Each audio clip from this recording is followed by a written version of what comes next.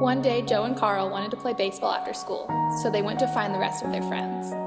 When they said they wanted to start a game, all of the boys started to think about where they could play since the town didn't have a baseball field. The town did have one park, but it was too small and full of benches. How much space do we need? Asked Jimmy as he tossed the baseball into his worn leather glove. Well, it's 90 feet to first, and since it's a perfect square, the area is 8,100. We need to double that, then take the square root, so we need 127.3 wide total, said Matt, who is captain of the Scholastic Bowl team at school. Geez, thanks for the math lesson, Matt, scoffed Carl. Let's go find a bigger space. The boys started out walking around town to find an open space big enough for their baseball diamond. After a while, they found an empty lot. Hey guys, here's a lot, said Carl. Maybe this'll work. I don't think it's big enough, said Matt. He started to pace it out, counting to himself as he went. Assuming that one of my feet is approximately 1 foot long, this field is 25 feet by 20 feet. This is too small.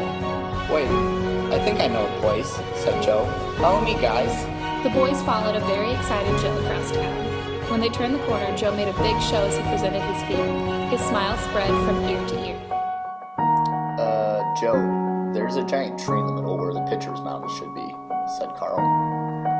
By this time, the boys were starting to get discouraged that they would never find a field big enough to play. The boys began to aimlessly wander around with no hope of finding a place.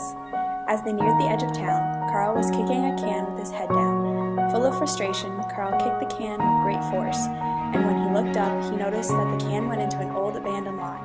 No one ever went to the lot because it was so full of garbage and old car parts. Carl stopped and stared at the empty lot as the rest of the boys kept walking past him. Hey you guys, yelled Carl. What about here?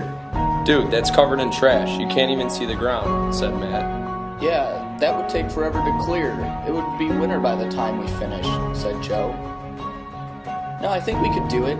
If we all work together, we could do it. I mean, look how big this lot is, and it's just sitting here, empty, said Carl. We have to at least try.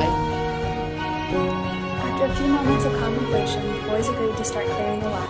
One by one, the boys entered the lot, picked up an armful of trash, and carried it out. After about 20 minutes of working together, they realized that they had already made a difference.